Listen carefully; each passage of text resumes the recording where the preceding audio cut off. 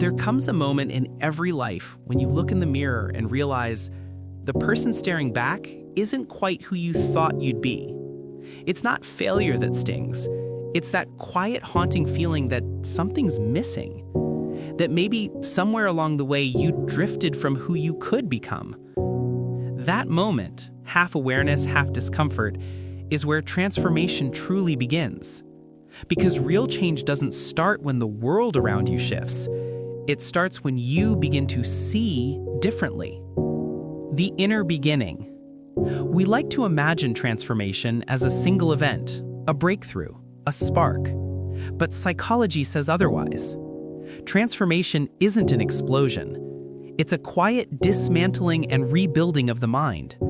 It's learning to perceive life through a new lens. Carl Jung called it individuation. Maslow called it self-actualization. Different words, same truth. Change begins when the pain of staying the same becomes greater than the fear of change. The invisible walls. Most people never reach that point consciously. They live on repeat, running old emotional programs written in childhood. Beliefs like, I'm not enough, or it's too late for me. These invisible scripts become psychological walls. They shape what we believe is possible. But the moment you see those walls, the moment you question the pattern, that's when transformation begins. Awareness itself is rebellion. The science of change. Neuroscientists call this neuroplasticity, your brain's ability to rewire itself. Every time you challenge an old belief, your brain literally starts to reshape. New neural pathways form, old ones weaken. You're not just changing your mind, you're rebuilding it. But here's the paradox. Everyone wants transformation, but few want the discomfort that comes with it. That discomfort isn't failure. It's proof your brain is leaving autopilot. The resistance. Your mind resists change. Psychologists call this homeostasis, your brain's urge to keep things stable. That's why growth feels chaotic. Your old identity is fighting for survival. But real transformation doesn't start with new habits. It starts with a new identity. If you think you're a messy person, you might clean once, but you'll always return to disorder. When you begin to say, I'm the kind of person who takes care of my space, your mind starts to align with that new image. Transformation is an identity project disguised as self-improvement. The liminal phase. The process isn't linear. It moves through what psychologists call the liminal phase, the space between who you were and who you're becoming. It's uncertain, uncomfortable, but necessary. In this space, your brain's default mode network, the part tied to self-reflection, lights up.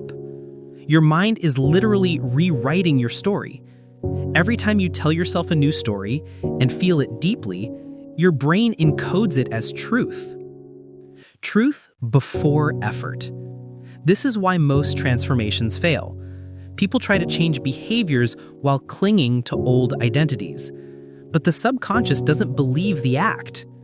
Transformation requires truth before effort. Radical honesty, not harsh judgment, but gentle awareness that says, this is where I really am. Because when you stop changing from self-rejection and start evolving from self-understanding, everything shifts. Integration, not fixing. Transformation isn't about fixing what's broken. It's about integrating what you've hidden. Your procrastination hides fear. Your anger hides pain. Your perfectionism hides the need to feel safe. When you meet those parts of yourself with compassion, they stop controlling you. Each time you pause before reacting, each time you choose silence over defense, you're rewiring your mind.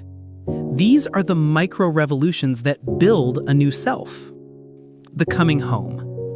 One day you'll look back and realize you're not who you used to be. Not because you became someone new, but because you finally became yourself. Transformation isn't a ladder you climb, it's a spiral. You revisit the same lessons, but each time with greater wisdom. And eventually, the inner war quiets. You stop chasing change and start living it. The deeper realization. The end of transformation isn't about becoming extraordinary. It's about realizing that being fully conscious, fully present, was extraordinary all along. You stop trying to impress the world and start aligning with it. Because transformation was never about becoming someone new, it was about remembering who you were before the world told you who to be. Call to action. If this spoke to you, remember, every time you choose awareness over autopilot, you're already transforming.